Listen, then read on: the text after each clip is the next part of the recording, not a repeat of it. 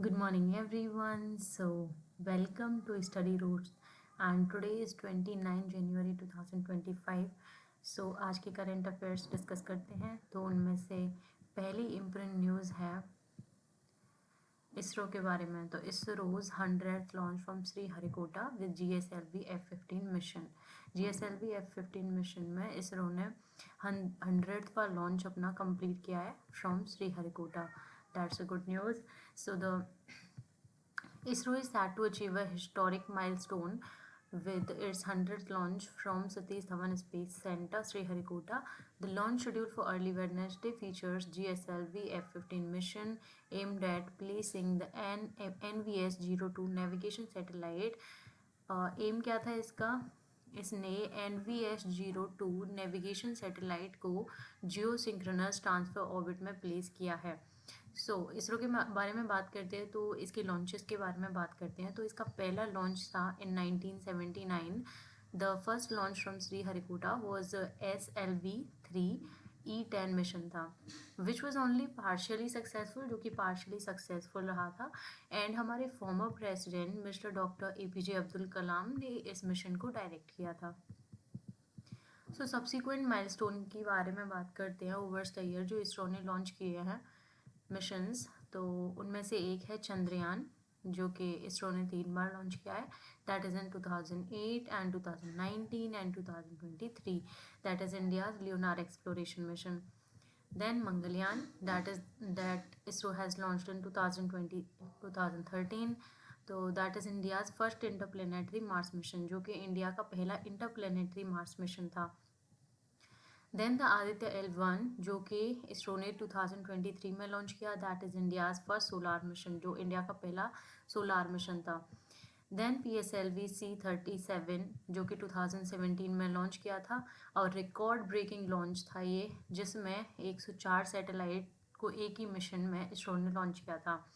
श्रीहरिकोटा को क्यों चूज़ किया जाता है? क्योंकि ये favourable launch azimuth proximity to the equator से इसकी प्रॉक्सिमिटी है and large inhabited safety zone है, और बहुत बड़ा इनहैबिटेड सेफ्टी जोन है, इसीलिए श्रीहरिकोटा को यूज किया जाता है for launching the missions.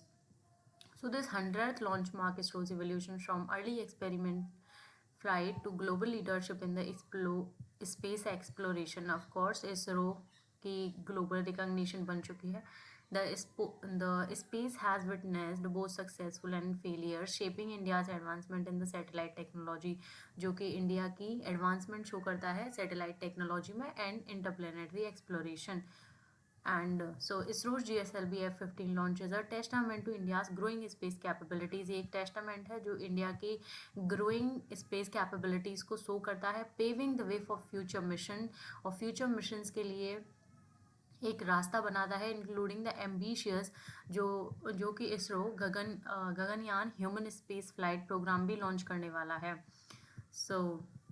The next news is about the classification of denotified and nomadic tribes, a long awaited reform, और एक बहुत ही लंबा awaited रिफॉर्म लिए गए हैं। That is about the classification of denotified and nomadic tribes। जो denotified and nomadic tribes थे उनको क्लासीफाई किया गया है finally. For the first time the anthropological survey of India ANSI and the tribal research institute that is TRIs have classified, इन्होंने classify किया है for the first time 268 denotified, 268 जो कि डीनोटिफाइड थे semi nomadic and nomadic tribes को इन्होंने पहली बार classify किया है। आफ्टर अ 3 ईयर स्टडी, इसके लिए 3 साल की स्टडी की गई, जिनमें से 179 communities are recommended for the inclusion in SC ST OBC list. 268 tribes में से 179 कम्युनिटीज़ को SC ST and OBC list के लिए रिकमेंड किया गया है, with 85 classified for the first time, जिनमें से 85 तो पहली बार ही क्लासिफाई की गई हैं। तो since the repeal of the criminal tribe act, जो क्रिमिनल ट्राइब एक्ट था उसको रिपील किया गया था 1949 में, successive commission fail to categorise these tribe. जो भी कमीशन बनता था वो इन ट्राइब्स को कैटेगराइज नहीं कर पा रहा था, leaving them deprived of the government benefit, जिसकी वजह से इन ट्राइब्स को गवर्नमेंट के बेनिफिट्स भी नहीं मिल रहे थे। This classification will enable better welfare policies, ये क्लासिफिकेशन इनेबल करेगा एक better welfare policies through debate persist over whether to include them under SC ST OBC and create a separate category. अभी ये डिबेट चल रही है, इनको ऑफकोर्स क्लासिफाई कर दिया गया है, लेकिन अभी डिबेट चल रही है कि इनको SC ST OBC के अंडर लेके आना चाहिए या इनके लिए कोई सेपरेट कैटेगरी बनानी चाहिए। तो अभी ये डिसीजन गवर्नमेंट के हाथ में है कि गवर्नमेंट इन ट्राइब्स को किस कैटेगरी में डालती है। So it's a good news कि इतने डिप्राइव्ड सेक्शन 268 डिप्राइव्ड ट्राइब्स को डिप्राइव्ड ही रखा जा रहा था गवर्नमेंट बेनिफिट से। So it's a good move. So the next news is about the Parliament panel calls for the protection of tribal land from the WAF claims. So ये बहुत ही important news है with respect to competitive examination के जो WAF bill है, WAF amendment bill है 2024, वो बहुत दिन से न्यूज़ में बना हुआ है and also it's very important. So let's discuss about it.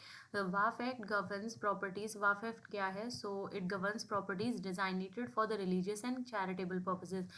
जो कि religious और charitable purpose के लिए डिज़ाइन की गई हैं properties under the Islamic law. ये Islamic law के under categorize करता है properties को. So concerns have arisen over the tribal land being classified as WAF property. Concern ये रहे हैं कि जो ट्राइबल लैंड है उसको भी वाफ प्रॉपर्टी के अंडर डाल दिया गया है, potentially threatening indigenous communities right and tradition, जो कि थ्रेटन करता है इंडिजिनस कम्युनिटी के राइट्स एंड ट्रेडिशंस को. तो अ पार्लियामेंट्री पैनल रिव्यूइंग अ वाफ अमेंडमेंट बिल 2024, जो वाफ अमेंडमेंट बिल 2024 आया है उसको पार्लियामेंट्री पैनल एक रिव्यू कर रही है. आज the government to introduce laws protecting tribal land from such declaration. इन डिक्लेरेशन से ट्राइबल लैंड को सेफ रखा जा सके, उसके लिए इन्होंने सजेशन दिए हैं. The report highlighted increasing case of Waqf land.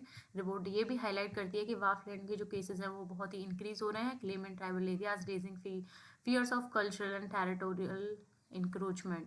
While the report lacks a specific complaint number, it emphasizes the urgency of safeguarding scheduled tribe right.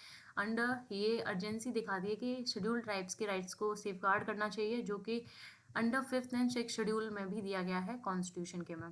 सो इनको सेफगार्ड करना चाहिए ट्राइबल लैंड्स को.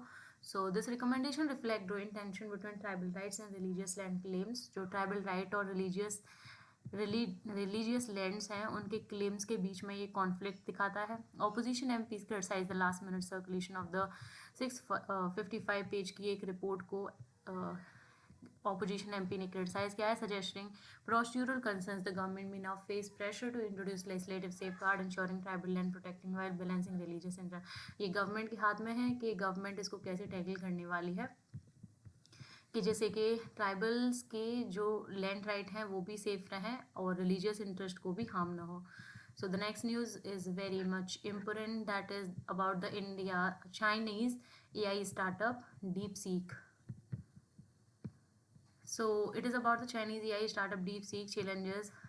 DeepSeek जो स्टार्टअप है चाइना का, उसने US के जो बड़ी बड़ी टेक कंपनीज हैं उसको चैलेंज किया है. Chinese AI startup have unveiled an AI model, क्योंकि चाइनीज़ के AI स्टार्टअप ने एक AI मॉडल बनाया है जिसका नाम रखा है इन्होंने DeepSeek R1, claiming near parity with the top US industry leaders like OpenAI but at a significantly lower cost. बहुत ही लोअर कॉस्ट पे बनाया है इन्होंने. This development signal a potential shift in the global market. ये global AI market में एक potential shift दिखाता है, डायनामिक्स से sparking debate over affordability and innovations के ऊपर. सो अभी हमें वी ऑल नो कि अभी जो नेक्स्ट टेक्नोलॉजी होने वाली है that is going to be the artificial intelligence. So उसके लिए इंडिया को भी आगे आना चाहिए जैसे कि अभी चाइना आ गया है. सो गवर्नमेंट को भी कुछ मेजर्स लेने चाहिए. So the next news is very much important, that is about the supreme courts diamond jubilee.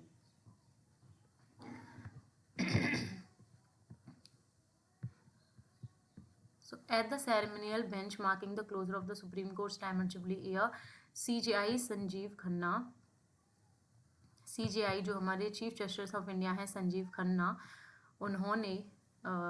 उन्होंने बताया है he has address the course achievement and challenges कि कोर्स ने क्या क्या अचीवमेंट हासिल की हैं एंड क्या क्या चैलेंजेस फेस कर रहे हैं डायमंड जुबली के मौके पे। दैट इज़ 75 ईयर्स कंप्लीट कर चुका है सुप्रीम कोर्ट। सो चैलेंजेस के बारे में बात करते हैं। तो चैलेंजेस है कि पेंडेंसी ऑफ द केसेस, बहुत सारे केसेस जो हैं वो पेंडिंग हैं। The backlog of the cases continue to delay justice, जिसकी वजह से जो जस्टिस है वो डिले होता जा रहा है। एंड हाई लिटिगेशन कॉस्ट, जो लिटिगेशन कॉस्ट है वो हाई है। Increasing expense, threat and access of justice, के जस्टिस मिलेगा या नहीं। So falsehood in the litigation, the integrity of justice is compromise when falsehood practice, जब फॉल्सहुड की प्रैक्टिस होती है तो इंटीग्रिटी जस्टिस की कॉम्प्रोमाइज होती है। सो सुप्रीम कोर्ट के एवोल्यूशन की बात करते हैं तो सुप्रीम कोर्ट ने क्या क्या हासिल किया है। सो स्ट्रेंथन इलेक्टोरल डेमोक्रेसी को स्ट्रेंथन किया है सुप्रीम कोर्ट ने बाय इंश्योरिंग वोटर्स के राइट को इंश्योर करते हुए। And dismantled gender stereotype in employment, जो एम्प्लॉयमेंट की प्लेसेस पे जेंडर स्टीरियोटाइप होता है उसको ख़त्म किया है। एक्सपेंडेड डिजिटल राइट्स, और डिजिटल राइट्स को एक्सपेंड किया है। Striking down restriction on online speech, जो ऑनलाइन स्पीचेस पे रेस्ट्रिक्शन लगाए जाते हैं उसको स्ट्राइक डाउन करके। तो ब्रॉडन डेफर्मेटिव एक्शंस पॉलिसीज़ को भी ब्रॉडन किया है सुप्रीम कोर्ट ने, जैसे कि इकोनॉमिक क्राइटेरिया में इंक्लूडमेंट हो SC/STs के में। Strengthen the economic and legal framework, economic and legal framework को भी स्ट्रेंथन किया है, like the insolvency and bankruptcy code. The supreme court role has evolve significantly, supreme court का रोल बहुत ही सिग्निफिकेंटली इवॉल्व हुआ है। Balancing constitutional principles with practical justice, constitutional principle को प्रैक्टिकल जस्टिस के साथ बैलेंस करके addressing pendency, accessibility and truthfulness in the litigation will shape its future effectiveness. अगर जो चैलेंजेस फेस कर रहा है सुप्रीम कोर्ट इनको ये टैकल करते हैं तो of course it will be good for the future effectiveness. So the next news is very much important, that is and also inspiring, that Jasprit Bumrah won the Sir Garfield Sobers Trophy for the ICC Men's Cricketer of the Year 2024. So ICC Men's Cricketer of the Year 2024 बने हैं Jasprit Bumrah, recognized for his remarkable consistency across the formats. He claimed 71 test wicket लिए उन्होंने 13 matches में, जो कि बहुत ही inspiring है. So with this we come to the end of our news analysis. So thanks for watching. If you found this helpful, don't forget to like, share and subscribe to Study Roars, and share your views in the comments down. See you in the next video. Till then, keep learning and stay informed. Thank you.